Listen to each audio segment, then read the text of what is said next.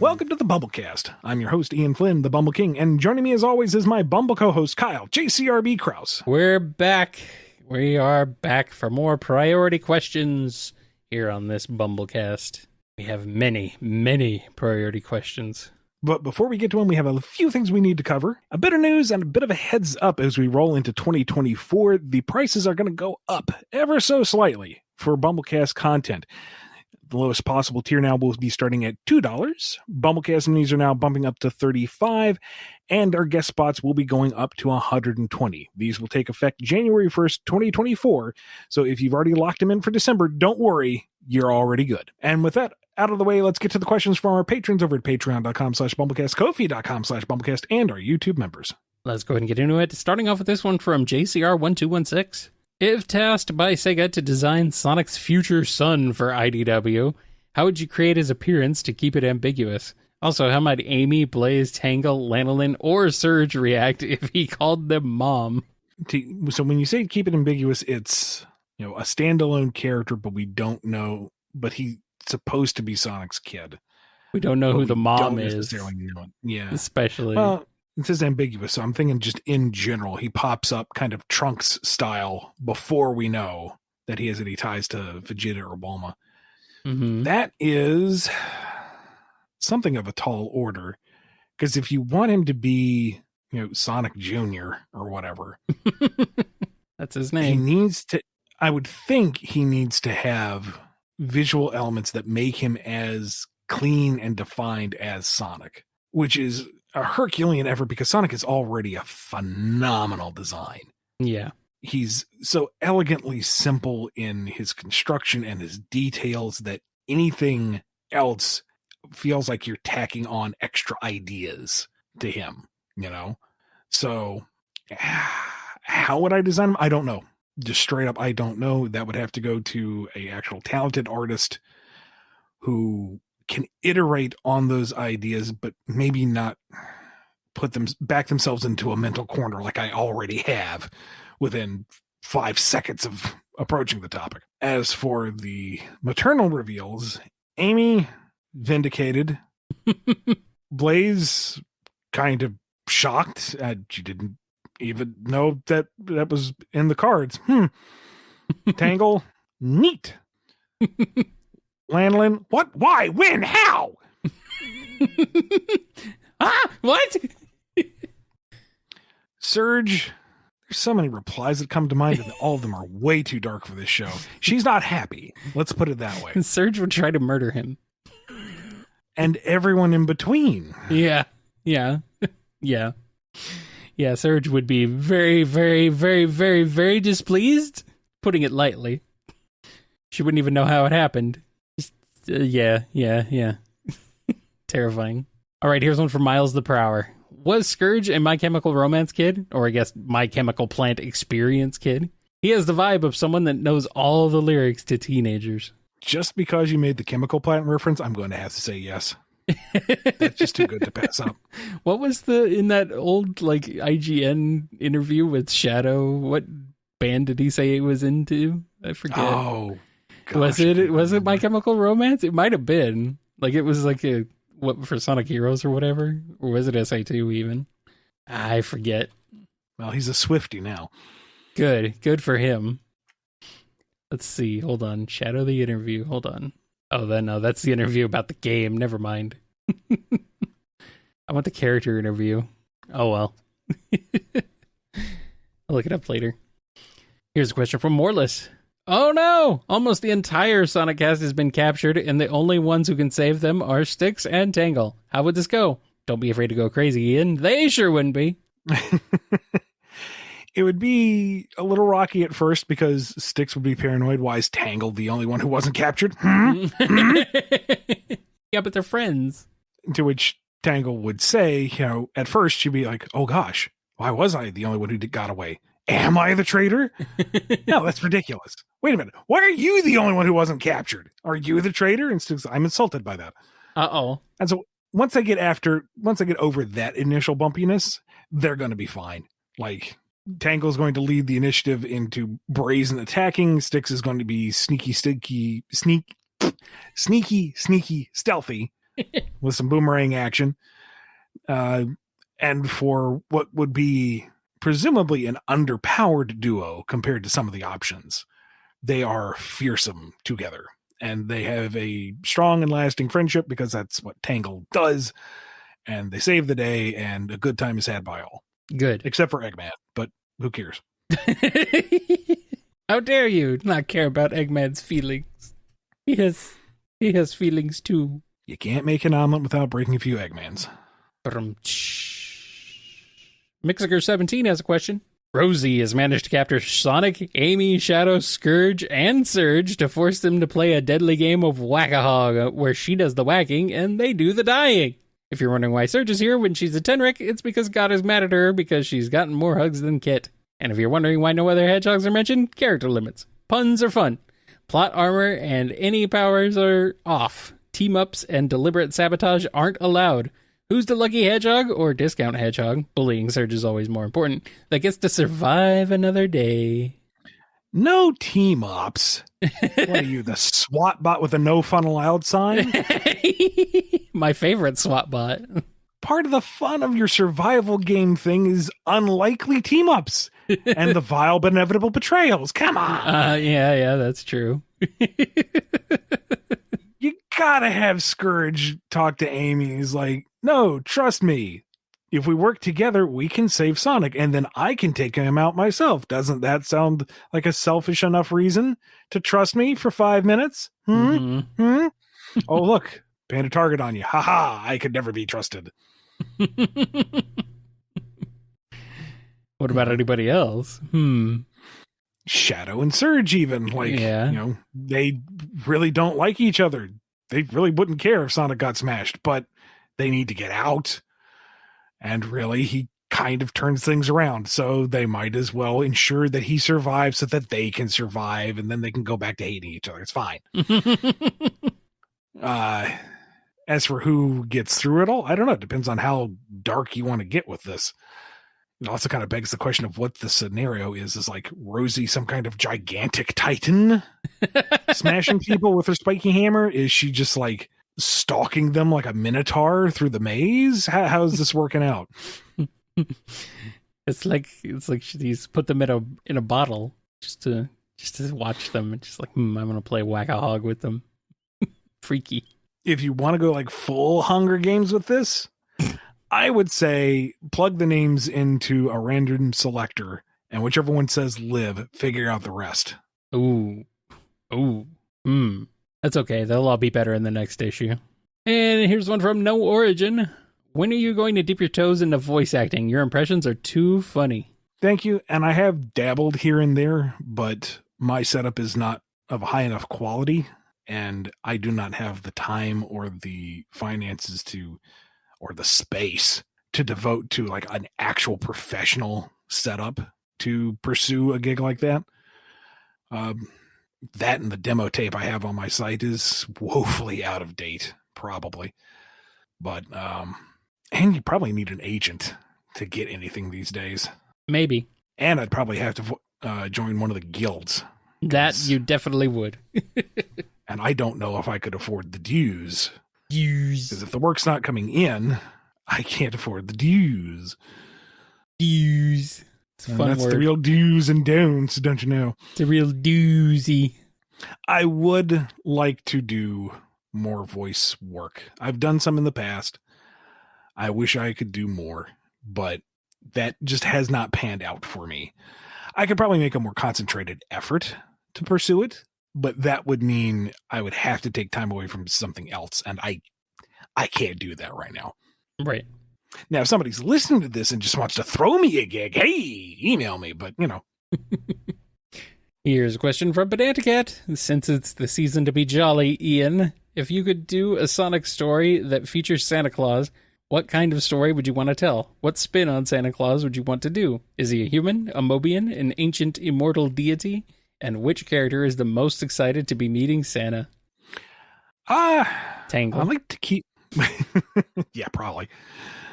I'd like to keep it fairly traditional. I mean, part of the fun of licensed character meets Santa is your universally jolly good guy. Yeah. Playing to the magic a little bit, but not too much. And, have the heroes help Santa out of a pinch. It's not particularly original, no, but, we all know what candy canes taste like, and we grab those by the gajillions every year because we know what we like. Yummy. I mean, have Eggman attempt to commandeer Santa's sleigh so he can deliver all sorts of egg toys to the children that have like mind control rays or tiny little soldiers that are going to take over the house on Christmas morning. Yar har har. They have little buzzsaws in them. They buzzsaw the kids because that's kid safe. That's kid friendly. And Sonic and crew, come along and they help him out to save the day and swap out all the toys that should be there. And at some point, Tails builds Santa a new sleigh that transforms into a bipedal walker. Yeah. That would be cool. The sleigh mech. Knuckles learns the true meaning of Christmas because up on the island, he's never really had Christmas, but with not being part of the rest of the world for his entire life. And then Silver sings a song. You know what he sings, obviously. Oh, we do. Silver bells. Oh, no. Silver bells. Not that song.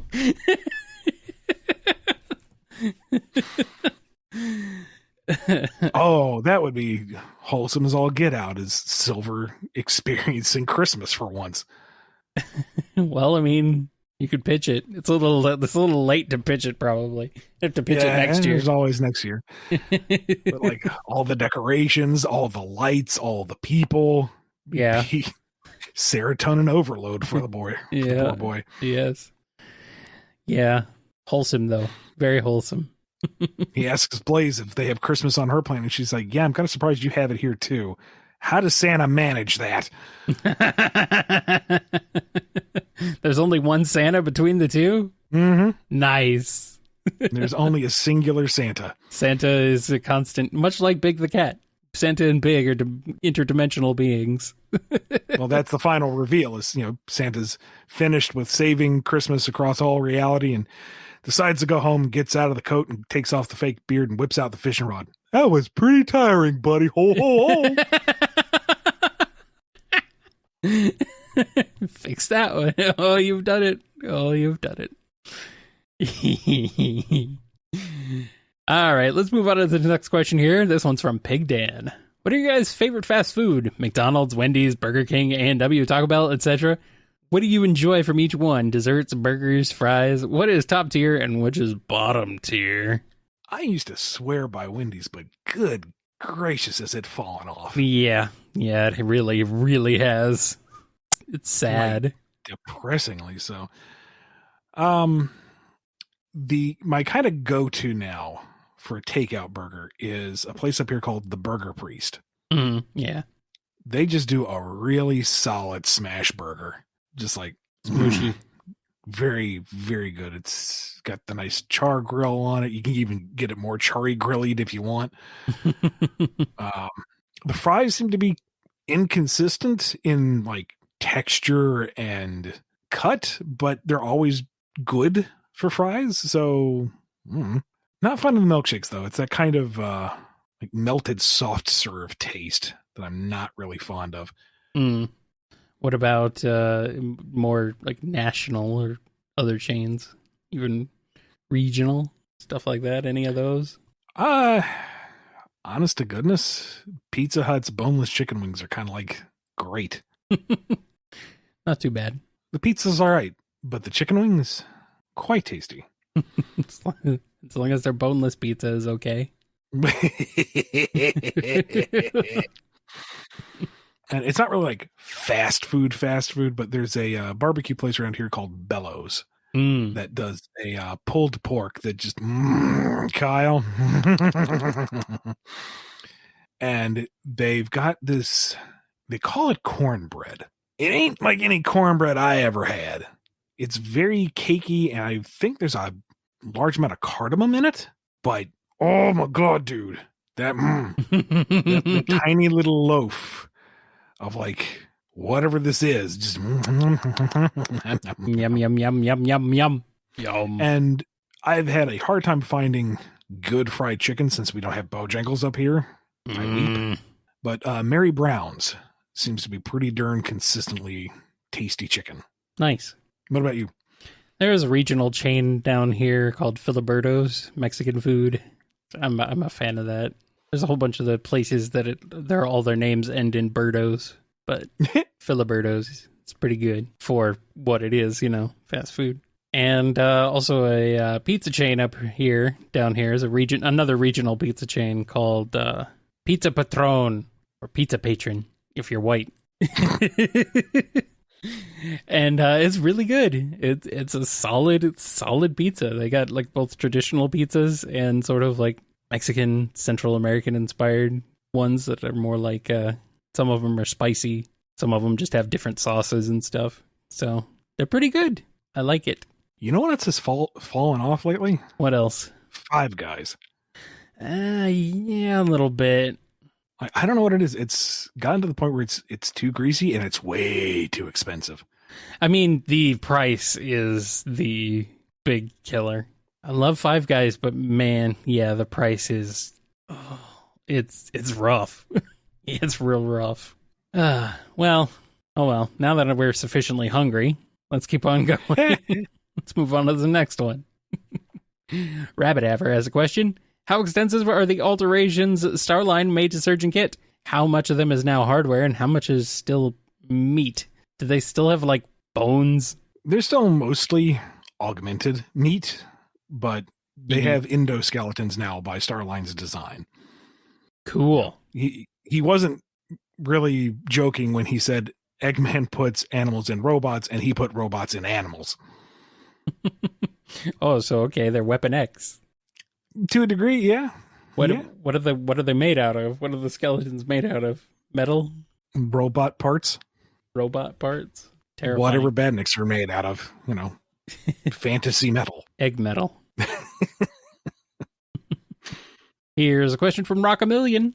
Ian, I don't like how you've been bad-mouthing Amy's past portrayals. Amy was great in past games like the adventure games Heroes and Unleashed. I know she had a few bad portrayals here and there, but literally every Sonic character has that problem.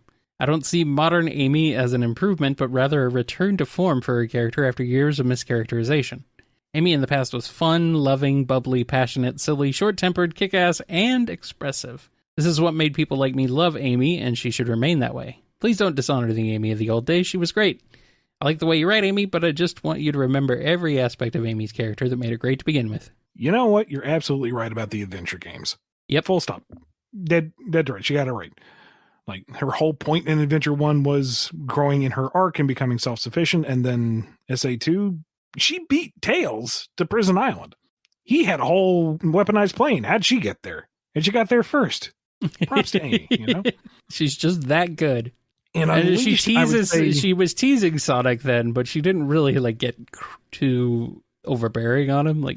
I think Heroes is maybe a little step too far, and then Heroes I feel like is the precipice of when things get problematic. But there is that element of where she is, encouraging Cream and Big to continue to do their best, to look for their friends, is keeping their spirits up as they go about. Credit where it's due. It's only when it's matters that concern the Sonic that it gets dicey. And Unleashed, the worst you can say is that she was underutilized, and you could say that for Tails. Tails got the worst end of the deal there. Oh no, I'm scared of the big monster. You fought the Egg Walker solo. You 1v1'd Eggman. Come on, dude. Fight the monster. People get mad at Forces for making Tails look bad. Cowering at Chaos Zero. Yeah, please. But no, you're right. The early modern era was not all doom and gloom. There were positive moments of Amy there. There are redeeming factors, yes. But I think she's in a better place now. Here's one from Scourge Time. We see Sonic in his Christmas outfit for the holidays, so this question is for the fan artist to have fun. What Christmas/winter outfit would you design for Scourge? Also, does Scourge have more shoes like Sonic with SA2, Riders, and Olympics? I'm sure he's stolen Sonic shoes at some point just to have them. or force people to make replicas so he can have them, or boots that are kind of like it. What would his shoes? What would you call those green and black things? Shoes? Or are they more like boots? I don't know. Maybe. Regardless, if Sonic's going to be Santa, Scourge is going to be Krampus. He's Krampusing our style is what he's doing. Yay! I mean, come on now. Him running around, kidnapping Chow, stuffing him in a basket just to make them cry. It's totally his style. Yeah, he's Krampus or he's the Grinch or both. I mean, yeah, Grinch, green. Yeah. That's there, but I don't know. Krampus. Yeah, Scourge doing that frightening Grinch smile would be terrifying. Kind of like it, though. Next question is from Scurvy Pirate Hog. So, out of curiosity, how do you suppose crossover between Mega Man and Super Mario would work? That'd be a little more difficult than Sonic. Just at first glance, at least. A little bit, but all right, off the top of my head here. Mushroom Kingdom's doing its thing, happy, good times. And then the invariable invasion from Bowser's forces comes in, but they're like really packing heat this time. Like you've got Koopa Man and Goomba Man and Lakitu Man and Cheap Man. There's some serious hardware backing this up. And it's because Bowser managed to magic open a portal into Mega Man's Earth and contracted Wily to just like give him a full on glow up upgrade. So, because of that magic, the warp pipes back to Earth plot Mario and Luigi into Mega Man's world. They get a quick understanding of this version of Earth and how things are completely different technologically wise. They seek out Dr. Light. They get help. They all go back through the warp pipe. You got Mega Man powering up with all the various Mario weapons. Fire Flower Mega Man. Yes. Ice Flower Mega Man. What would Tanuki Suit Mega Man look like? I don't know, but it would be funny. It would be fun. Maybe the Mario Brothers can bop a couple of the Bowser Men, if we're going to call them that. Get power-ups off of them. Yeah. And then they just go about stomping Bowser's forces and escort Wily off the premises. The Koopalings are the bosses. They are the robot masters. Yeah, all right. I mean, there's 8 of them even, if you count Bowser Jr., so it could work. You go through the Bowsermen first, and then for your third act, instead of just refighting the Bowsermen, you fight the Koopalings with Bowsermen tech. We'll do it. We'll take it. I like it. I think it could work. It'd be fun. It would be fun. Be a bit more of a lighthearted jaunt than other Mega Man crossovers that we've had, but, still. You have Roll go on a solo mission to rescue Peach, distracts the guards because she puts on a Peach outfit and they think it's just a very tiny version of Peach. And Roll does very good for herself up to a point, and then, she and Peach face overwhelming odds that they cannot reasonably handle on their own, and then you hear the... And then Blues comes in and kicks all sorts of ass. Blues and Rosalina come in together maybe. Just out of nowhere. Mega Man on a Yoshi and Mario on Rush. Yes. I'm sorry, Mega Man, but the princess is in another castle. Thanks, Homestar. I'm so sorry, I have a head cold. Bass and Wario. Boy, that's a pairing. That's a heck of a pairing right there. Wow. Amazing. All right, let's get into this last question before we take a break from Sege. I was wondering if there had been any plans to expand on Bean's past with the Battlebird Armada in the Archie comics, or if it was a Tumble's Tale situation where it was just funnier to know the silly Dynamite Duck thing had escaped from them, along with stealing some of their gear. I did have an idea, but I was wrestling with whether or not it was a good idea. Because part of the fun is that, as you said, Tumble's Tale. If you don't answer it, it's more entertaining that way. But I also had a plot line in mind, and that's probably more Lost Hedgehog Tales territory. But I was going back and forth on whether or not I should commit to that bit. Leave being just goofy or actually give him plot. Do you make it interesting and compelling, or do you just keep it safe and fun and accessible? I don't know. To this day, I don't know which is really the better thing. Probably just to keep it light. But we'll decide that once I finally talk about it in Lost Hedgehog Tales. That will happen before the heat death of the universe, I promise. Will it? Will it, though? Maybe we should take a break before the heat death of the universe comes, and then be back with more BumbleKast. Maybe. Maybe.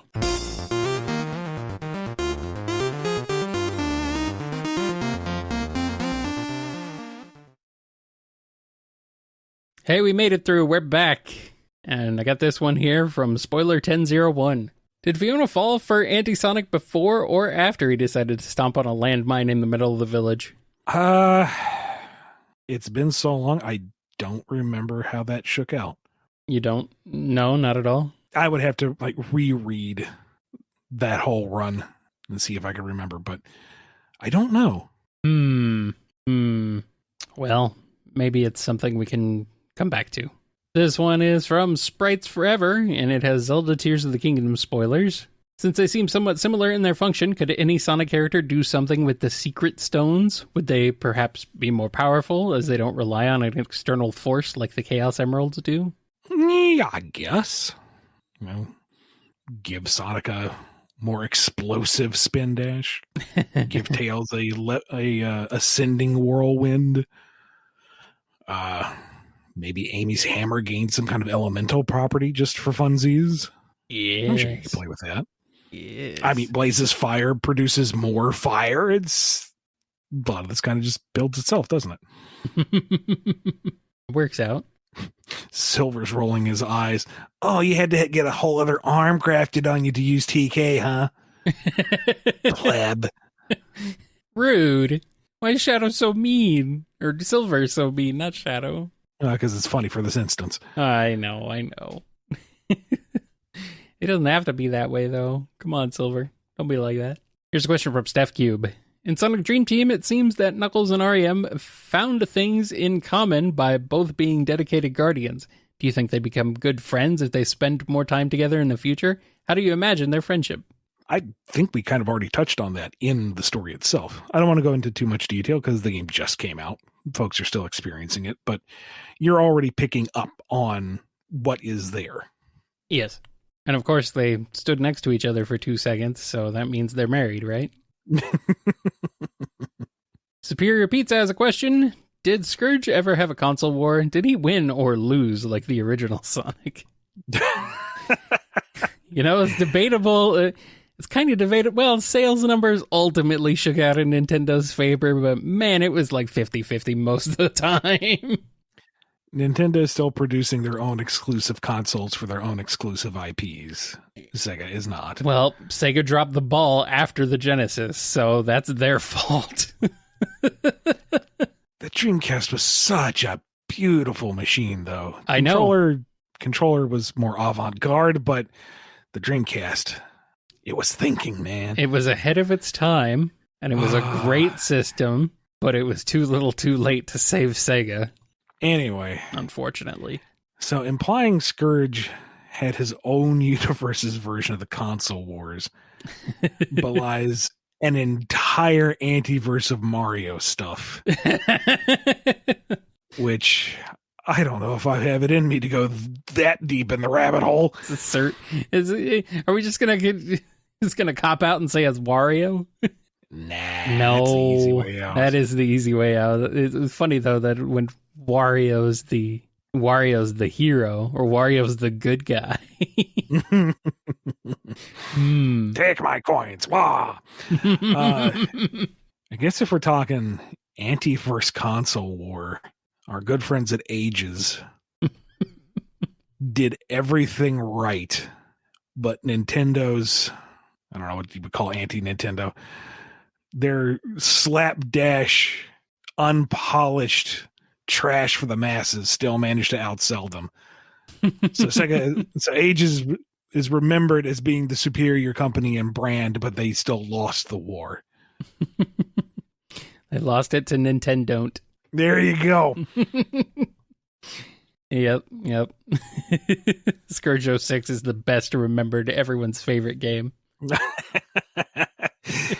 12-year dev cycle and a bottomless budget. Uh-huh. Playing a feature film is what it felt like. And all 20 playable characters refined to just absolute peak perfection. Yep. Nice. Here's a question from Supersonic fan. How would Rough and Tumble celebrate Thanksgiving? By stealing somebody else's. All right. Like they light a fire on someone's lawn, they run out with the fire extinguisher, and then they lock them out of their own house. It's not Thanksgiving, it's thanks stealing. There you go.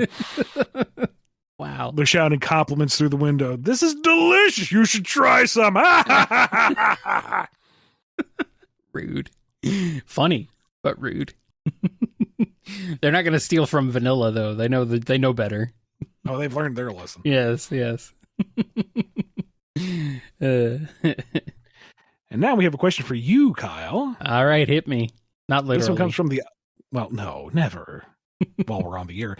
This one comes from the Oddly Roger. Hey, Kyle, is there a catchphrase, punchline, or other Sonic reference that you think would make a great band name? Bonus points if it includes Nermies. I don't need your bonus points. I don't want them. They've been tainted by Nermies. This took me a while, actually. I had to think about this one a little bit, but I feel like a band called Neutrogic High should exist. I don't know why it doesn't. Mm-hmm. And there's a level in Sonic Boom Fire and Ice called Ragnarok, which is like, also, why isn't that a band? Mm-hmm. Triple Trouble would be a good name for a trio band. That's for sure. Yeah. I don't know why that one's not happening. So, Tails Music Makers. Not a great one. I was probably stretching it a bit, though. And Sister Sonic, that could be fun. You say it enough times, it sounds legitimate. Yeah. And then for like catchphrases, I was like, the band Juice and Jam. That's a ska band. Yeah, something like that. That's what I was thinking of, yeah. Or a band called Motor Rotor. Heavy industrial. Yes. And then, of course, good old Knuckles Jr. They're like Dinosaur Jr., but it's Knuckles Jr. So those are some of the ones I came up with. If anybody has any other good Sonic-related band names, throw them in the comments below. Why is there not a fan cover band called Neutrogic High? Seriously. I don't know. I'm really surprised. Kyle, it's time to retire the BumbleKast and start Neutrogic High. Well, we need people who can actually play instruments first. Damn. Yeah. Here's a question from Thievius. Starline's Isekai adventures continue. This time he appeared at the end of the Sonic Christmas Blast special, and Santa gives his job over to Starline instead of Sonic. What happens, and how does Starline end up with more than just a few lumps of coal? Well, Sonic's like, are you sure about this? And Santa's like, Santa knows all. And so Starline has a whole year to have his power trip. To get things completely wrong, to alienate the entire elven workforce. And December rolls around and he has nothing. There has been no intel on what people want for Christmas. He has no idea who's been naughty or nice. Nothing's being produced. He's completely out of options. He has already failed Christmas. Like, it is such a disaster. Even he recognizes the fact that he botched it. There is a clear litmus of how successful a Christmas is, and he is far from it. Mm-hmm. And that's when he kind of breaks down and asks for forgiveness and, please, Santa, come back. I've learned my lesson. Let me help you save Christmas. And so that's when Santa appears, because he totally knew this was going to happen. Yeah. And he and Silver together managed to save Christmas. Silver? Sorry, Starline managed to save Christmas. I was like, wait a minute, where'd Silver come from? Future. Well, but, Smart ass. Starline put in peril to begin with, but this was all part of Santa's grand design.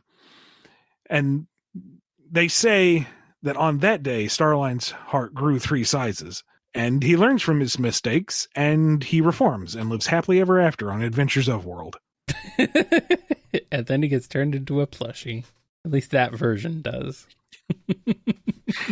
To atone for my sins, I must become something that brings snuggly joy. Yes. Santa will turn you into a plushie. A what now? Poof. Perfect. There we go. And here's one from Tick Tick. I couldn't help but noticing in the Final Horizon DLC that during a cutscene, we see Supersonic 2 getting the rings knocked out of him multiple times in succession. Does this mean that the rings are now part of the world?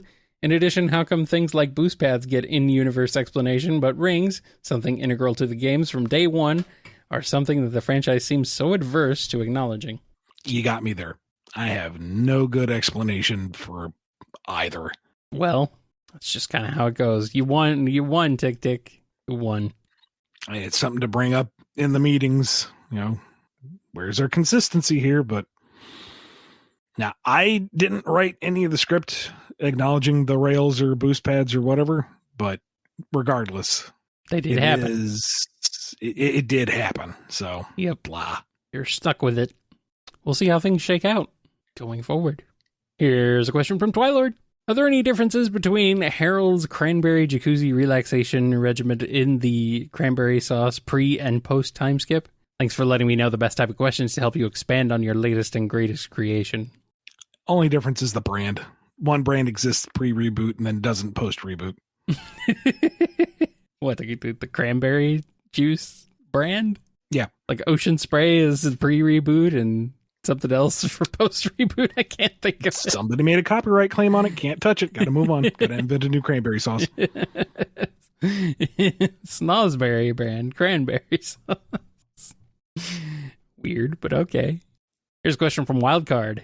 What are each of the WCast's favorite holiday movies and or specials? And are there new additions since you last answered this question for yourselves on December 21st, 2020?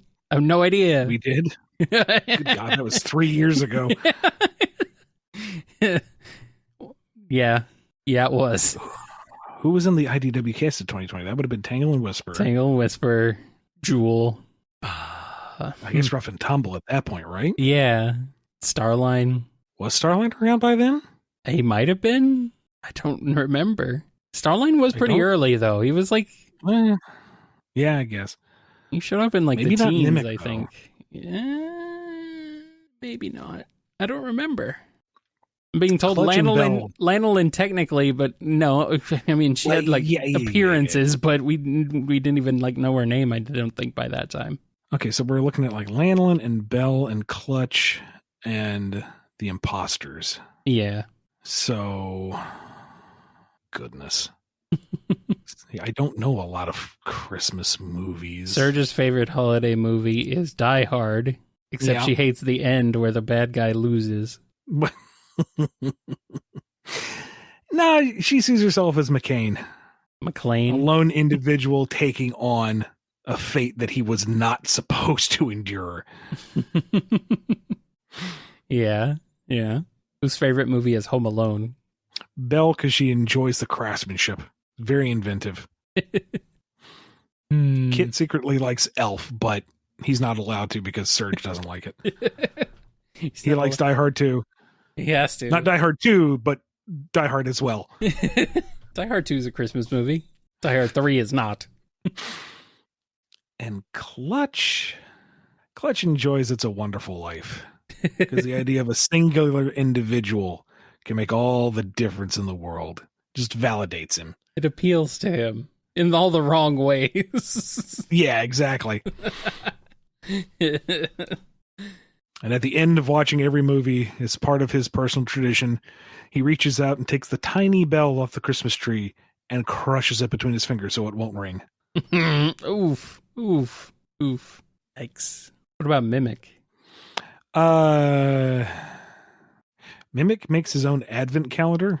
He doesn't have time for movies. And each advent calendar has a new challenge of a target. It's a little treat for him. There you go.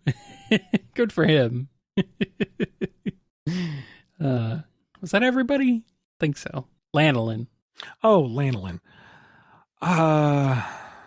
Also, It's a Wonderful Life, because one person can carry the entire weight of the world on their shoulders, even if they're underappreciated. If she weren't here, this whole place would fall apart. Don't you realize that? Oh, no. Poor Lanny. Oh, no. Oh, jeez. Alternative for Clutch, A Christmas Carol, Yeah. because he finds it hilarious that anyone could possibly sway someone like him in the course of a night with, "Ooh, you're going to die alone. So what? I'm living in the moment." Going to die alone. Good. I don't want anybody here anyway. That's probably what he's thinking. The three spirits of Christmas come and show him all his evils across the ages. It's like, that was a good caper. That was good caper. Oh, I didn't know they cried. Excellent, good caper. He'd let. Ooh, I'm going to pull off a great heist of the future. Good to know. He's happy to let children die. It's terrifying. Jeez. How evil is he? Super evil. All right, here's one from Windstar Osprey. I don't remember exactly when this was, where I heard it, or whether it still applies today, but some time ago I heard that Sega had given you permission to create new Zeddy characters for the comics. Can't remember if it was for Archie or IDW either. Apparently they even encouraged you to do so, not in the negative way. How much of this holds true today, and what sort of original Zeddy would you like to create if you could? Allies to the Deadly Six, a rival pack/tribe, heroic Zeddy exiled from Lost Hex, Hexiles?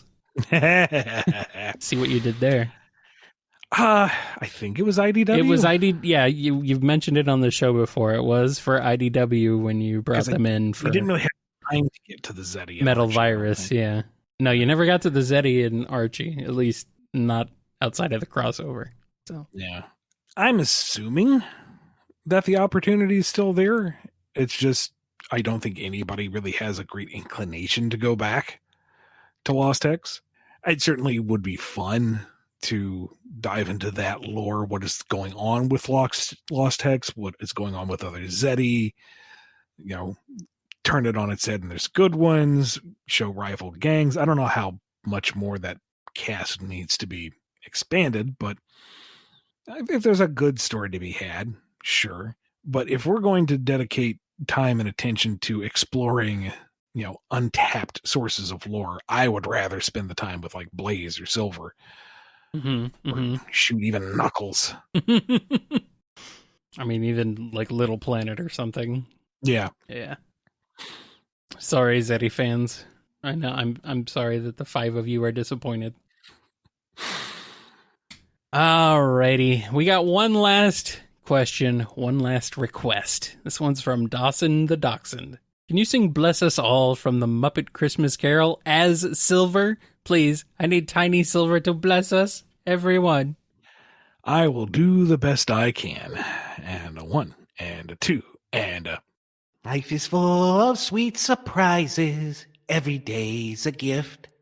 The sun comes up and I can feel it lift. My spirit fills me up with laughter, fills me up with song. I look into the eyes of love and know that I belong. Bless us all who gather here, the loving family I hold dear. No place on earth compares with home, and every path will bring me back from where I roam. Bless us all, and as we live, we always comfort and forgive.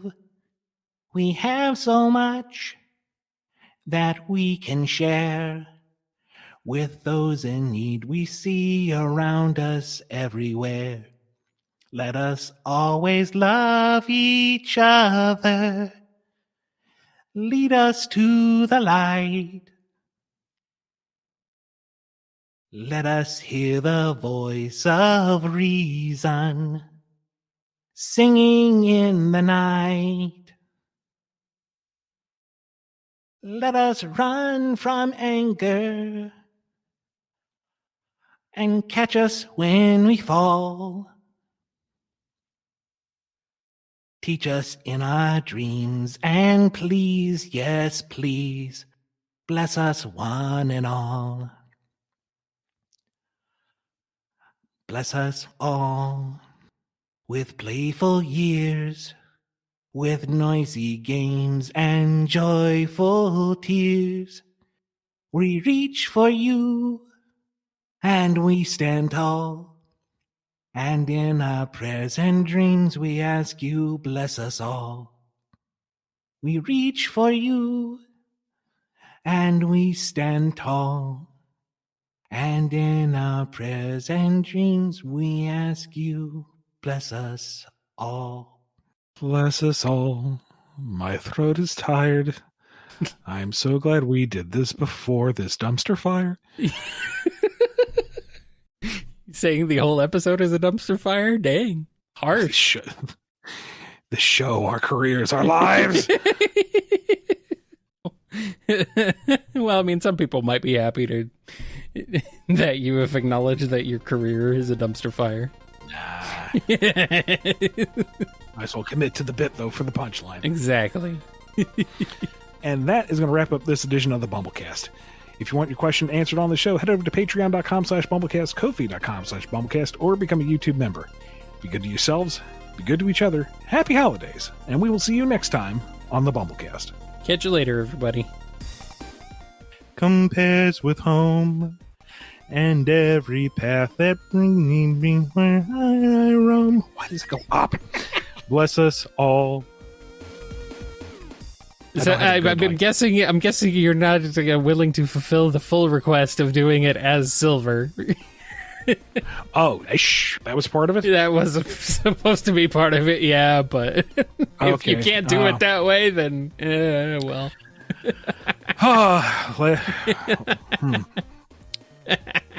Can I maintain that as Silver? Can you? All right, so let's give another test run, this time with Silver. You don't have to do it as Silver.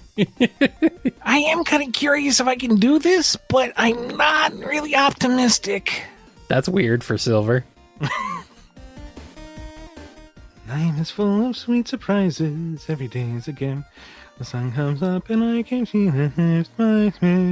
Fills me up with that. This needs to be ska. That's what it needs. It needs to be a higher tempo. It needs to be way faster, yeah. Life is full of sweet surprises. Every day's a gift. The sun comes up and I can feel it lift my spirit. Fills me up with laughter. Fills me up with song. I look into the eyes of love and know that I belong. I mean, right there, it's almost City Escape.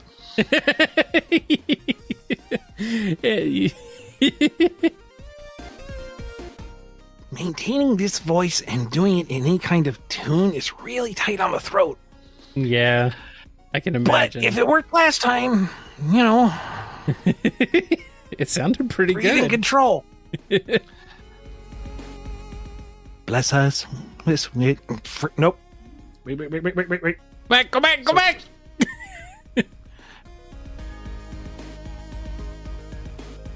You've been listening to the BumbleKast, a co-production of Bumble King Comics and the KNGI Network.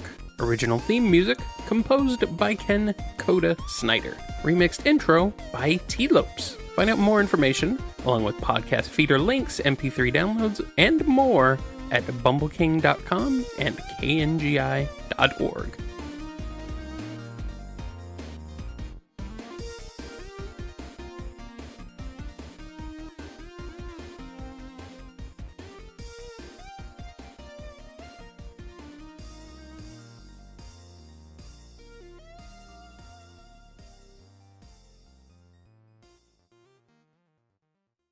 All right, enough kvetching. Let's get this done so we can move on to the people rest of it. want you to swear as Silver now. Silver's a good boy. He doesn't say naughty words like butt or dookie. Crap is not a swear word, goddammit. He did it.